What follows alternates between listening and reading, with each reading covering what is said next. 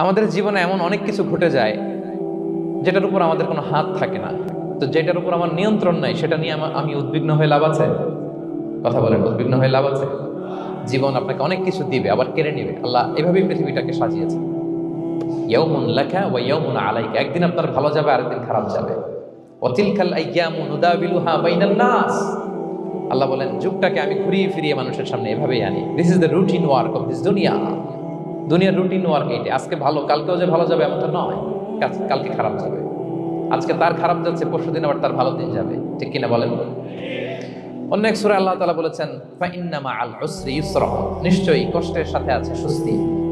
আজীবন মানুষ কষ্টে থাকে না, দুঃখের পরে থাকে সুখ। দুঃখের পরে কি থাকে?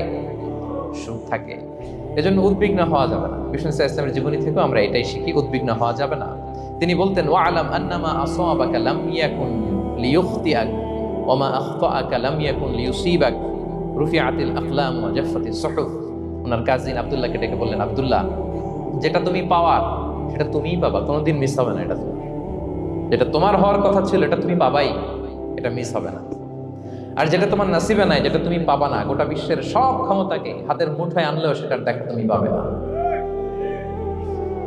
তো এই জন্য উদ্বিগ্ন হয়ে লাভ আছে বলেন না। আমরা আমাদের সর্বোচ্চ চেষ্টাটুকুন করব, তারপর ফলাফলের জন্য আমরা ভরসা রাখবো, নির্ভর করবো একজন সত্তার উপর। আওয়াজ করে বলেন তো, তিনি কে?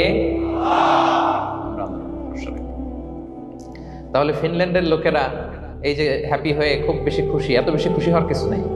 এগুলো আগে থেকে আমরা জানি, কি বলেন? জানি না আমরা? জাস্ট একটু প্র্যাকটিস করে নিজের জীবনের সাথে মানিয়ে নিতে হবে। সম্মানিত সুধী, আপনি যদি কোরআনকে জিজ্ঞেস করেন যে what is the Quranic formula of happy life, সুখে শান্তিতে থাকার জন্য কোরআনিক ফর্মুলাটা কি, কিভাবে আমরা সুখী সমৃদ্ধ জীবন পেতে পারি, কোরআন আপনাকে দুইটা জিনিসের কথা বলে। নাম্বার 1 হচ্ছে ফেইথ, নাম্বার 2 হচ্ছে গুড ডিড। আই রিপিট, আমি আবারও বলছি, নাম্বার 1 ফেইথ, বিশ্বাস, আল্লাহর উপর অগাধ বিশ্বাস এবং আস্থা। 2 নম্বর হচ্ছে গুড ডিড, মানে সৎকর্ম, নেক আমল। যার মধ্যে দুইটা থাকবে তাকে সুখী সমৃদ্ধ জীবন দান করবে কে? Faith and good deed, you'll be happy in your life for the sure, I am telling you. এই দুইটা যদি এনশিওর করতে পারেন, আপনাকে সুখী সমৃদ্ধ জীবন দিবে কে? এবং এই আয়াতটি দিয়েই, হ্যাপি হওয়ার কোরআনিক ফর্মুলা দিয়ে আমি আজকের আলোচনা শুরু করেছি। আল্লাহ তাআলা সূরা নাহলের 97 নম্বর আয়াতে বলছেন, মান আমিলা সালিহাম মিন যাকারিন আও উনসা ওয়া হুয়া মুমিন ফালানুহইয়ান্নাহু হায়াতান তাইয়্যিবা ওয়া লানাজজিয়ান্নাহুম আজরাহুম বিআহসানি মা কানু ইয়ামালুন। বিশ্বাসী নারী কিংবা পুরুষ, তারা যদি সৎকর্ম করে তাদেরকে আমি সুখী সমৃদ্ধ জীবন দান করব। অর্থগুলো খেয়াল করে শোনেন। আল্লাহর কথায় কোনো ফাঁকফোকর থাকে না, আল্লাহর কথায়, নবীর কথায় ফাঁকফোকর থাকে না। আল্লাহ তাআলা বলছেন বিশ্বাসী নারী কিংবা পুরুষ তারা যদি নেক কাজ করে, সৎকর্ম সম্পাদন করে, তাহলে তাদেরকে আমি সুখী সমৃদ্ধ জীবন দান করব। তাহলে আমরা যদি আল্লাহ বিশ্বাস করি, আল্লাহর উপর বিশ্বাস আস্থা থাকে এবং সৎকর্ম সম্পাদন করি পৃথিবীতে, তাহলে আমরা সুখী এবং সমৃদ্ধ জীবন লাভে ধন্য হব প্রিয় ভাইরা। তবে একটা জিনিস আমাদের মাথায় রাখতে হবে আলোচনা শুরুতেই, সেটা হচ্ছে এই যে হ্যাপিনেস বা সুখ, এই পৃথিবীতে যে সুখ, happiness in this worldly life, in this দুনিয়া ইজন্ট পার্মানেন্ট, ইটস টেম্পোরারি। পৃথিবীর সুখটা এটা পার্মানেন্ট না, এটা অস্থায়ী, টেম্পোরারি। পার্মানেন্ট সুখ দেয়া হবে জান্নাতে। আওয়াজ করে বলেন কোথায়? জান্নাতের সুখের মধ্যে কোনো গ্যাপ নাই, ইন্টারাপশন নাই। কিন্তু পৃথিবীর সুখ শান্তির মধ্যে এটা বারবার ইন্টারাপ্টেড হবে, হ্যাঁ, ইন্টারাপ্টেড। আর জান্নাতের সুখ হচ্ছে আনইন্টারাপ্টেড। সুবহানাল্লাহ। যেমন পৃথিবীতে আপনি সুখে আছেন, আপনার সুখকে কি ইন্টারাপ্ট করে? অসুস্থতা। খুব সুখে আছেন, শান্তিতে আছেন, হঠাৎ অসুস্থতা চলে আসে, তার মানে ইন্টারাপশন হয়েছে না? বলেন, হঠাৎ কিডনি ফেলিওর করলো, হার্ট অ্যাটাক, ক্যান্সার, স্টেজ 3-তে চলে গেছে, 4-এ চলে গেছে, তাহলে হ্যাপিনেসটা আর থাকলো না, এটা টেম্পোরারি। দুনিয়ার সুখকে ইন্টারাপ্ট করে বার্ধক্য। খুব সুখে শান্তিতে জীবন কাটাচ্ছিলেন, কিন্তু বয়স হয়ে গেছে 80, এখন আর সেই সুখ আছে? কথা বলে না কেন? সেই স্বাদ আল্লাহ তাআলা নাই, সেই সুখের ছোঁয়া পরশান নাই। তাহলে দুনিয়ার সুখ টেম্পোরারি, অসুস্থতা এসে সুখ কেড়ে নেয়, বার্ধক্য এসে সুখ কেড়ে নেয়, আর সবচেয়ে বড় যে ব্যাপারটা এসে সুখের ইতি ঘটায়, সেটা হচ্ছে মৃত্যু। সেটা কি? সুখে শান্তিতে জীবনযাপন করতেছেন, হঠাৎ সবকিছু চমকে দিয়ে, আপনাকে একেবারে থমকে দিয়ে মৃত্যুর আগমন ঘটে যায়, তাই না? ওয়ালিকুল্লি উম্মাতিন আজাল ফাইদা জাআ আজালুহা লা ইস্তাখিরুনা সাআতান ওয়া লা ইস্তাকদিমুন। একেবারে ফিক্সড করা, সিলেক্ট করা কখন আপনি মরবেন। এই মৃত্যুর সময়টা আপনার ফিক্সড টাইমের 1 সেকেন্ড আগেও আসবে না, পরেও আসবে না। তাহলে দুনিয়ার সুখ এটা কি চিরস্থায়ী না ক্ষণস্থায়ী? টেম্পোরারি না পার্মানেন্ট? টেম্পোরারি। এই লাইফটা, দুনিয়ার হ্যাপিনেসটা, এটা টেম্পোরারি, এটা খেয়াল রাখতে হবে। চির সুখ, চির শান্তি, আনইন্টারাপ্টেড হ্যাপিনেস আপনি পাবেন জান্নাতে। আল্লাহ তাআলা বলছেন, ওয়া আম্মাল্লাযীনা সুইদু ফাফিল জান্নাতি খালিদিনা ফিহা মা দামাতিস সামাওয়াতু ওয়াল আরদু ইল্লা মা শাআ রাব্বুক আতাআন গায়রা মাজদুদ। সুবহানাল্লাহ। জান্নাতের নিয়ামত সুখ হবে, এটাকে আল্লাহ নাম দিয়েছেন আতা, গায়রা মাজজুজ, এন্ড আনইন্টারাপ্টেড গিভিং। ওই যে সুখ পাবেন আপনি, আর কোনো ইন্টারাপশন হবে না। সুখ আর সুখ, শান্তি আর শান্তি। It's a gift without an end. এটার কোনো এন্ডিং নাই, শুরু আছে শেষ নাই। সুবহানাল্লাহ পড়ে। And it will be an award never to be taken away. একবার যে দেওয়া হবে আর ছিনিয়ে না। একবার যে এন্ট্রি পাবেন আর জান্নাত থেকে বের হওয়া লাগবে না। তাহলে সুখ শান্তি আমরা কিভাবে পাবো এটা জানার আগে এই কথাটা আমাদেরকে মাথায় আগে ঢুকিয়ে নিতে হবে যে দুনিয়ার জীবনটা, এখানে সুখ শান্তি ক্ষণস্থায়ী। চির সুখ চির শান্তির জায়গা হচ্ছে জান্নাত। জান্নাতে অসুস্থতা নাই, আছে? সবাই বলেন জান্নাতে অসুস্থ হবেন? জান্নাতে বার্ধক্য নাই, বুড়ো হবেন না। হ্যাঁ, বিষ্ণু ইসলাম বলেছেন জান্নাতে যারা ঢুকবে তারা হবে আবনা সালাসিন ওয়া সালাসিন, 33 বছরের তাগড়া যুবক হয়ে ঢুকবেন, চির যুবক, চির যৌবনা। আহলুল জান্নাতে জুরদা ওয়া মুরদা ওয়া আবনা সালাসিন ওয়া সালাসিন, শুভ্রদেহী, সুন্দর, সুঠাম, স্মার্ট, ড্যাশিং ফেসের হবে। বয়স বাড়বে না, অসুস্থতা স্পর্শ করবে না, আর মৃত্যুই থাকবে না সেখানে।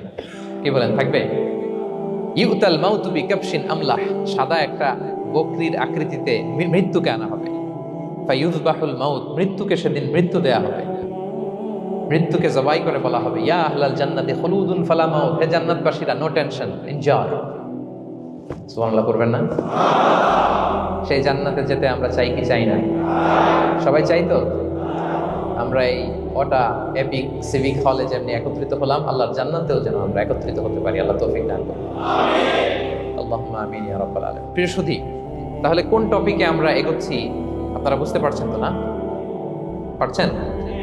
আলহামদুলিল্লাহ। কি করে আমরা একটা সুখী সমৃদ্ধ জীবন পেতে পারি? এবার আমি মূল আলোচনায় ঢুকে যাচ্ছি। আল্লাহ বলেন, ফালানুহিয়ান্নাহু হায়াতান তাইয়্যিবা, ইসলামের গাইডলাইন মেনে চললে আমি তোমাদেরকে হায়াতে তাইয়্যিবা দিব। এই শব্দটা আপনারা প্রায় শুনেছেন না? আমরা বলি না যে আমার জন্য দোয়া করবেন, আল্লাহ যেন আমাকে হায়াতে তাইয়্যিবা দেন, বলি কিনা? অনেক মাশায়েখদের কাছে দোয়া চাইলে দেখবেন যে ওনারা বলে যে আল্লাহ তোমাকে হায়াতে তাইয়্যিবা নসিব করুন, বলে না?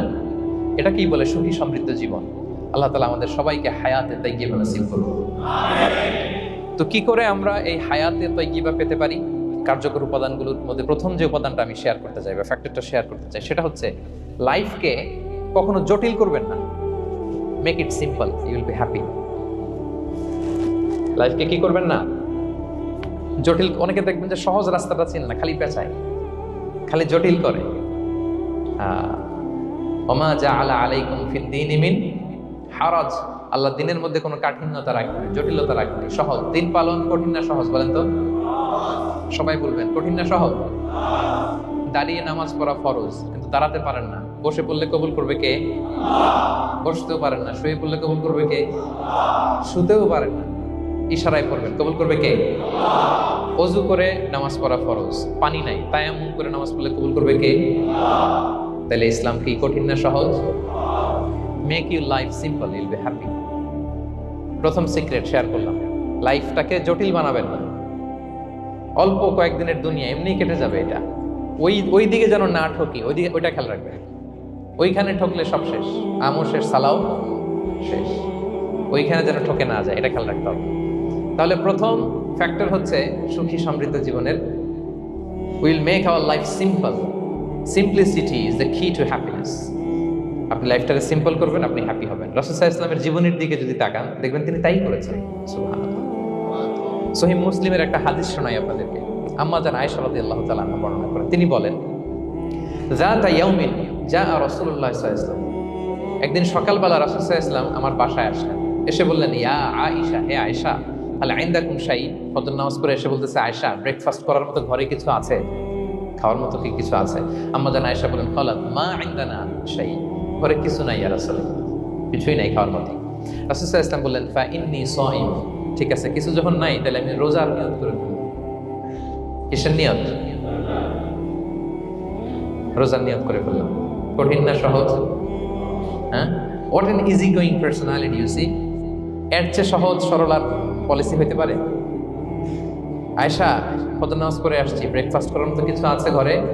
ইয়া রাসূলুল্লাহ কিছু নেই। নাই, ঠিক আছে আই এম ফাস্টিং, যাও আমি রোজা রাখলাম, রোজার নিয়ত করলাম। কত ইজি গোয়িং, কত সিম্পল বানিয়েছেন লাইফটা। আচ্ছা আমরা হলে কি করতাম? একটু মিলাই নিজের সাথে। সাধারণত আমরা যেটা করতাম, আমরা অনেকে রেগে যেতাম। প্রিয় ভাইরা, ঘরে কিছু নাই মানে তুমি আগে জানাবা না আমাকে? হ্যাঁ, গত রাতে বললে তো কিছু নিয়ে আসতে পারতাম। সাধারণত এইভাবেই তো রিয়েক্ট করি আমরা, কি বলেন ঠিক কিনা? আগে জানাবা না, কেন আগে বলো না? রেগে যেতাম। অথবা বলতাম, আচ্ছা ঠিক আছে এখন যে একটা কিছু ব্যবস্থা করি, দেখি কিছু পাওয়া যায় কিনা। এরকম অনেক ওয়ে খুঁজতাম। কিন্তু রাসূল সাল্লাল্লাহু আলাইহি ওয়াসাল্লাম এই কোনো অপশন না নিয়ে বললেন, okay there is no food for breakfast, I am gonna fast, ফা ইন্নী সাইম, ঠিক আছে খাবার যখন নাই আমি রোজাই রেখে দিলাম। সুবহানাল্লাহ। এভাবে তিনি তার লাইফ লিড করেছেন। Make your life simple, Yule be happy. জটিল না করে সহজ করুন, আপনি হ্যাপি হবেন। রাসূল সাল্লাল্লাহু আলাইহি ওয়াসাল্লামের লাইফস্টাইল ছিল very simple, so simple yet so special. আমরা যেন এভাবে সিম্পলি সলিউশনের দিকে যাই। প্রিয় ভাইরা, জীবন কখনো সহজ নয়, জীবন কখনো সহজ নয়। জীবনকে সহজ বানিয়ে নিতে হয়, কখনো দোয়া করে, কখনো আল্লাহর উপর ভরসা করে, কখনো ইগনোর করে, কখনো কখনো মানিয়ে নিয়ে, স্যাক্রিফাইস করে, অ্যাডজাস্ট করে। ঠিক কিনা বলেন? জীবন সহজ নয়, সহজ করে নিতে হয়, মানিয়ে নিতে হয়, অ্যাডজাস্ট করতে হয়, স্যাক্রিফাইস করতে হয়। তাহলে প্রথম যে ফ্যাক্টরটা, সুখী সমৃদ্ধ জীবনের প্রথম ফ্যাক্টর যেটা আমি আজকে শেয়ার করলাম, সেটা হচ্ছে সিম্পলিসিটি ইজ দ্য কি টু অ্যাটাইন হ্যাপিনেস ইন লাইফ। আপনি যদি সিম্পলিসিটিতে বিশ্বাসী হন, দেখবেন হ্যাপি। মানলেই সুখ, আর মনে নিলেই ঝামেলা। মেনে নিলেই শান্তি, আর মনে নিলে, এখন মনে নিবেন না মেনে নিবেন? মেনে নিব। সিচুয়েশনকে এইভাবে আমরা ঠান্ডা মাথায় ডিল করব। কথা কি ক্লিয়ার? আলহামদুলিল্লাহ।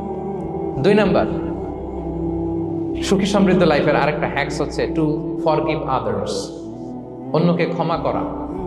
If you forgive others you will be happy. ক্ষমা করলে আপনি সুখী হবেন। অনেকে আছে ক্ষমা করতে চায় না, কঠিন হৃদয়, পাথরের মতো শক্ত হৃদয়, মাফ করতে চায় না কাউকে।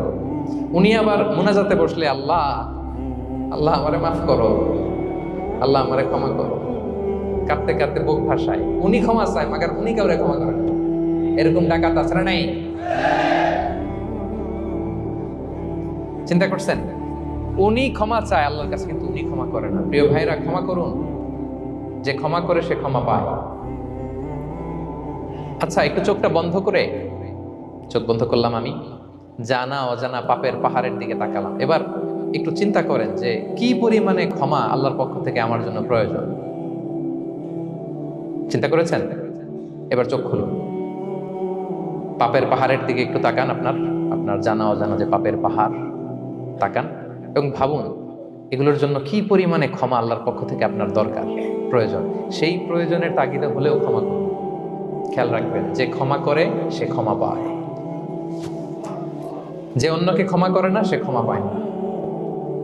তাহলে আল্লাহর কাছে ক্ষমা চাওয়ার আগে আপনি আপনার পাশের লোকদেরকে ক্ষমা করবেন। পারা যাবে তো ইনশাআল্লাহ? ক্ষমা এটা সবাই করতে পারে না, এটা অনেক বড় মহৎ গুণ। যার হৃদয় বড় সে ক্ষমা করতে পারে। আপনি যদি ক্ষমা না করে কারো ব্যাপারে হিংসা, বিদ্বেষ, ক্ষোভ, হিংসা অন্তরে পুষে রাখেন, ওর কোনো লস নাই, লস আপনার। It will burn yourself inside, আপনারে জ্বালিয়ে দিবে। আপনি কারো ব্যাপারে ক্ষোভ রাখছেন, ক্ষোভে গদগদ, রেগে অস্থির, হিংসা, ওর কিছুই হচ্ছে না, হচ্ছে কার? আমার। আপনাকে জ্বালিয়ে পুড়ে শেষ করে দেবে। ওর দিকে তাকানোর দরকার নেই। আপনার নিজের সুখের জন্য আপনি অন্যদেরকে ক্ষমা করুন। তাহলে দেখবেন, যদি ক্ষমা করে দেন, একটা মনোদৈহিক প্রশান্তি আপনি লাভ করবেন, একটা সুখানুভূতি আপনি পাবেন। ক্ষমা করে দেন, রাগ, ক্ষোভ, হিংসাকে না বলুন, মনটাকে নির্ভর রাখুন, উইল বি হ্যাপি। কথা বুঝতে পেরেছেন? এবার চমৎকার একটা হাদিস শোনাবো, যা বলবো তার পক্ষে হাদিস শোনাবো। মুসনাদে আহমদ ইবনে হাম্বলের একটা হাদিস। বিষ্ণু ঈসা ইসলাম সাহাবাদেরকে নিয়ে একটা মজলিসে বসা, হঠাৎ করে তিনি বললেন, ইয়াতলু আলাইকুমুল আনা রাজুলুন মিন আহলিল জান্নাহ, ঠিক এখনই একজন এসে এই মজলিসে তোমাদের মধ্যে বসবে, সে জান্নাতি। সে কি? এটা শোনার পরে তো সব সাহাবারা নড়ে চড়ে বসলো। কি রে, রাসূল সাল্লাল্লাহু আলাইহি ওয়াসাল্লাম একজনকে জান্নাতের অ্যানাউন্সমেন্ট দিচ্ছে, কে সে, কি তার আমল?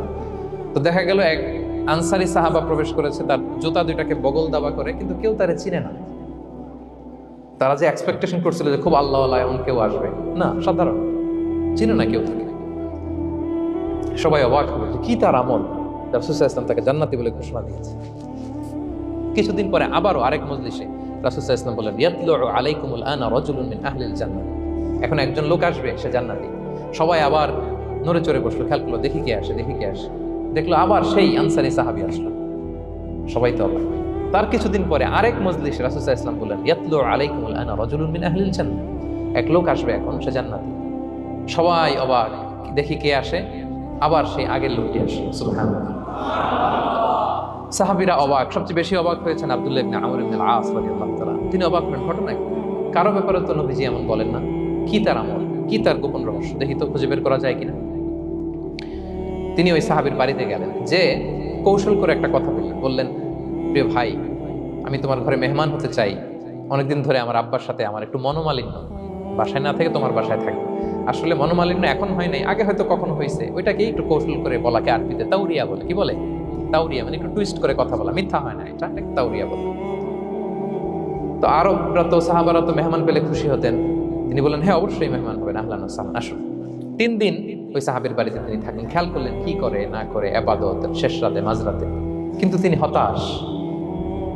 অনেক খেয়াল করার পরে হতাশ, না যেই আশা নিয়ে আসছি এরকম কিছুই দেখা যাচ্ছে না।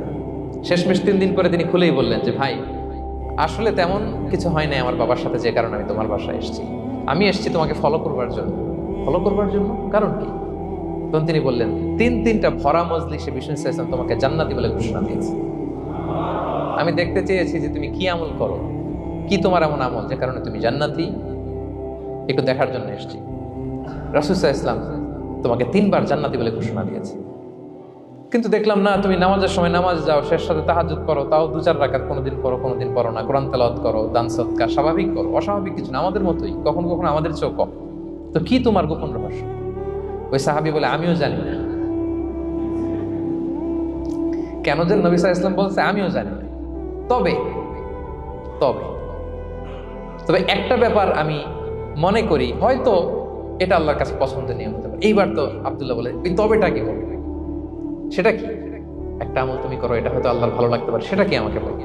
তখন সেই আনসারী সাহাবী বলল যে, আমি প্রতিদিন যখন রাতে বিছানায় ঘুমোতে যাই, আমি ঘুমোতে যাওয়ার আগে সবাইকে ক্ষমা করে তারপর বিছানায় যাই। আমি কারো ব্যাপারে আমার অন্তরে, আমার হৃদয়ে কোনো হিংসা, বিদ্বেষ, ক্ষোভ, রাগ পেলে পুষে রাখি না।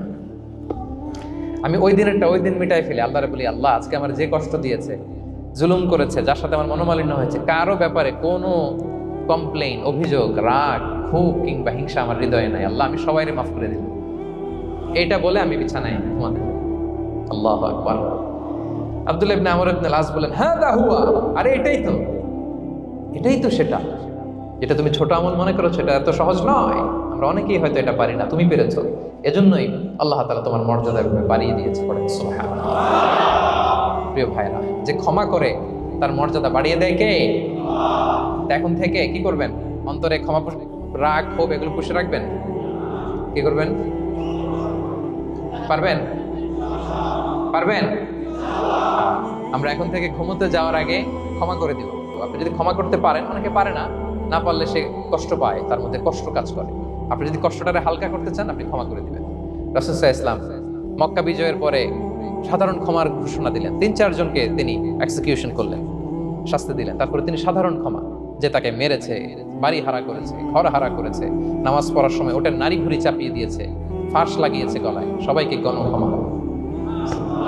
তিনি বলেছেন, লা তাসরিবা আলাইকুমুল ইয়াউম ইযহাবু ফাআনতুমুত তুলাকা, সে কোনো প্রতিশোধ নাই, সবাইকে আমি ক্ষমা করে দিলাম। তাহলে যদি আপনি হ্যাপি থাকতে চান, আপনি যদি মনোদৈহিক প্রশান্তি চান, ঘুমোতে যাওয়ার আগে আমরা কারো ব্যাপারে রাগ ও হিংসা রাখবো না। হিংসা এমন ভয়ঙ্কর, এটা আপনারা জ্বালায় ফেলবে ভিতর থেকে। It will burn yourself inside. তাহলে আমরা ক্ষমা করব। কি করব? তাহলে আমরা হ্যাপি হব। তাহলে কয়টা ফ্যাক্টর বললাম? এক নম্বরে কি ছিল?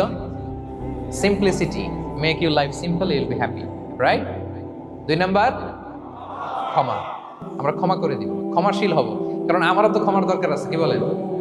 আমি গো ধরে থাকলাম, আমি মাফ করি না, কিন্তু আমি আবার মাফ চাই, এরকম করা যাবে না। ক্ষমা করব, তাহলে আমরা ক্ষমা পাবো ইনশাআল্লাহ। সুখী সমৃদ্ধ জীবনের 3 নাম্বার ফ্যাক্টর হচ্ছে try to make others happy, you will be happy. আপনি অন্যকে হ্যাপি রাখার চেষ্টা করেন, দেখবেন যে আপনি হ্যাপি হয়ে গেছেন। আমরা সবাই নিজেকে নিয়ে ব্যস্ত, আমার আমার আমার বলতে বলতে অস্থির, আর স্বস্তি আসে না হৃদয়ে, চিত্তে শান্তি নাই, অস্থির, কারণ আমি আমার এগুলো বললেই অশান্তি হয়। আর যদি আমাদের, আমরা সবাই এইভাবে প্ল্যান করলে সুখ শান্তি ঢেলে দেয় কে? 3 নাম্বার হচ্ছে try to make others happy, will be happy. অন্যরে হ্যাপি বানাতে চান, আল্লাহ আপনারে হ্যাপি বানায় দেবে। অন্যকে হেল্প করেন, অন্যকে দেন, দেখবেন কি সুখ। প্রিয় ভাইরা, দেয়ার যে কি আনন্দ, এটা যে দেয় না সে টের পায় না। দেয়ার যে কি আনন্দ, এটা যে দেয় সে পায়। দিলে একটা সুখানুভূতি আছে, অন্তরে একটা সুখ আছে। আপনি যে দান করলেন, এই সওয়াব তো আল্লাহ আপনার জন্য রেখে দিয়েছেন। আপনার ছোট্ট দান, এটাকে পেলে পুষে বাড়িয়ে, কামা ইউরাব্বি আহাদুকুম ফুলুওয়া, বুখারীর বর্ণনা, যেমনি মনিব গরু পালে, বাছুর পেলে বাচ্চাটারে বড় করে, আল্লাহ বলে তোমার ছোট্ট দানটাকে পেলে পুষে বড় করে আমি উহুদ পাহাড়ের সমান করে তোমার আমলনামায় ঢুকাই দেব। এটা তো জমা আছে, কিন্তু ইনস্ট্যান্ট ইমিডিয়েট রিওয়ার্ড একটা আছে, তাৎক্ষণিক পাবেন দিলে। ওটা কি? সুখ। আওয়াজ করে বলতে হবে, এটা কি? দিলে যে কি সুখ, এটা যারা দেয় না, যারা পকেটে হাত ঢুকায় রাখে, পকেট থেকে বের করতে চায় না, এরা এটা বুঝবে না। দেন দেন, আল্লাহ বলে এই বানি আদম দাও, দিলে আমি তোমার দেব। আনফিক ইয়া ইবনা আদম উনফিক আলাইক, এই বানি আদম দাও, আমি তোমার দেব। মদিনার সবচেয়ে গরিব সাহাবী হচ্ছেন বেলাল ইবনে রাবাহ রাদিয়াল্লাহু তাআলা আনহু। ওনার অ্যাসেটের পরিমাণ কত জানেন? একটা লুঙ্গি। রাদিয়াল্লাহু তাআলা আনহু টোটাল অ্যাসেটের এস্টিমেশন হচ্ছে প্রাইভেটটাকে কভার করার জন্য একটা লুঙ্গি। উনাকে বিষ্ণু ইসলাম বলেছেন আনফিক ইয়া বেলাল, বেলাল তুমিও দাও। ওয়ালা তাখশা মিন যিল আরশি ইকলালা, আরশের অধিপতির ভান্ডারে কোনো কমতি নাই, বেলাল তুমিও দাও, যা পারো দাও। হ্যাঁ, তুমি এমন রবের গোলাম, তার ভান্ডারে কমতি নাই। হাদিসে কুদসিতে আল্লাহ বলেন ইবনা আদম লাউ আন্না আউওয়ালাকুম আখিরাকুম ইনসাকুম জিন্নাকুম কামু আলা সাঈদিন ওয়াহিদ, পৃথিবীর আদম থেকে শুরু করে শেষ পর্যন্ত হাজার হাজার কোটি কোটি লক্ষ মানুষ যদি একটা প্রান্তরে দাঁড়িয়ে চাইতে থাকো আমি আল্লাহর কাছে, খালি চাও এটা দাও আল্লাহ, এটা দাও, যা যা দরকার আমি যদি সবও দিয়ে দেই, আমি আল্লাহর ধন ভান্ডারের 1 ইঞ্চিও কমবে না। তবে হ্যাঁ, কমতে পারে। হাদিসের শেষে আছে হ্যাঁ, তবে কমতে পারে। সুই দিয়ে সাগরের পানি যতটুকু কমানো যায়, আমার ধনভাণ্ডারের এতটুকু হয়তো কমতে পারে। ধরেন আটলান্টিক মহাসাগরের ওখানে একটা সুই দিয়ে সাগরের এখান থেকে একটু সুইটা লাগালে সুইয়ের মধ্যে একটু পানির ছিটে লাগবে না? একটু কমছে তো সাগর থেকে পানি, এক ফোঁটা নাকি? এতটুকু কমতে পারে তোমাদের সবাইকে দিলে। সুবহানাল্লাহ পড়বেন না? Try to make others happy, will be happy dear brothers and sisters. অন্যকে দেন, অন্যকে হ্যাপি করার চেষ্টা করেন, আল্লাহ আপনাকে হ্যাপি বানাবে। সহিহ মুসলিমের একটা বর্ণনা শোনাই। বিষ্ণু ইসলাম বলেন ওয়াল্লাহু ফি আউনিল আবদি মা দামাল আবদু ফি আউনি আখি, আল্লাহ তাআলা ততক্ষণ পর্যন্ত বান্দার সাহায্যে থাকে যতক্ষণ পর্যন্ত বান্দা তার ভাইয়ের সাহায্যে থাকে। কথা বুঝতে পেরেছেন? আমি আবারও বলি, আল্লাহ তাআলা ততক্ষণ পর্যন্ত কোন বান্দার সাহায্যে থাকে যতক্ষণ পর্যন্ত ওই বান্দা তার ভাইয়ের সাহায্যে থাকে। আপনি আপনার ভাইরে হেল্প করবেন, আপনাকে হেল্প করার জন্য প্রস্তুত কে প্রিয় ভাইরা? তাহলে আমরা যেন দেই, আমরা যেন অন্যের উপকার করি, আমরা যেন অন্যের শুভকামনা জানাই, আমরা যেন অন্যের জন্য দোয়া করি। অন্যের জন্য শুভকামনা করলে লাভ আছে। অন্যের জন্য শুভকামনা করলে এটা কল্যাণ হয়ে নিজের দিকেই ফিরে আসে। আমার জাপান প্রবাসী ভাইয়েরা, অন্যের শুভকামনা করলে এটা কল্যাণ হয়ে বহু গুণে বৃদ্ধি পেয়ে এটা নিজের দিকে ফিরে আসে। সুবহানাল্লাহ। রাসূল সাল্লাল্লাহু আলাইহি হাদিসে বলেন মা মিন আবদিন মুসলিমিন ইয়াদউ লি আখিহি বিযাহরিল গায়বি ইল্লা ক্বালাল মালাকু ওয়ালাকা বিমিসলিন, কেউ যদি তার ভাইয়ের জন্য দোয়া করে আল্লাহ তাকে তুমি ক্ষমা করো, ফেরেশতারা বলে আল্লাহ যিনি দোয়াটা করলো আগে তাকে ক্ষমা করো। আপনি যদি বলেন আল্লাহ আমার ভাই অসুস্থ, আল্লাহ তাকে সুস্থ করো, ফেরেশতারা বলতে থাকে আল্লাহ যিনি দোয়া করলো তার যদি কোনো অসুস্থতা থাকে তুমি আগে তাকে সুস্থ করো। তাহলে অন্যের জন্য শুভকামনা অন্যের প্রতি হেল্পিং হ্যান্ড দিলে লাভ না লস? আওয়াজ করে বলেন লাভ না লস? তাহলে সুখী সমৃদ্ধ জীবন পাবার 3 নম্বর পয়েন্ট হচ্ছে অন্যকে কি করা? হেল্প করা, হ্যাপি করা। অন্যকে হ্যাপি করতে চাইলে আল্লাহ তাআলা আপনাকে হ্যাপি বানাবে। কয়টা গেল পয়েন্ট? আমি সাধারণত ক্লাসরুমের মতো একটু ইন্টারাকশন করে আলোচনা করি যাতে করে মনে থাকে। যেভাবে আমি এখন বোঝাচ্ছি মুখস্থ হয়ে যাচ্ছে না? তাহলে সুখী সমৃদ্ধ জীবনের প্রথম ফ্যাক্টর কি ছিল? সিম্পলিসিটি। 2 নাম্বার ক্ষমা। 3 নাম্বার অন্যকে হ্যাপি করার ট্রাই করা। মাশাআল্লাহ মাশাআল্লাহ, আরিগাতো গোজাইমাসু। আরিগাতো, মাশাআল্লাহ, তাবারাকাল্লাহ। না, খুব এনার্জেটিক অডিয়েন্স, আলহামদুলিল্লাহ। ঠিক আছে, I like it, I love it, মাশাআল্লাহ। 4 নাম্বার হচ্ছে be grateful what you have, you'll be happy. যা আছে এটা নিয়ে শুকরগুজার হন, আপনি সুখী হবেন।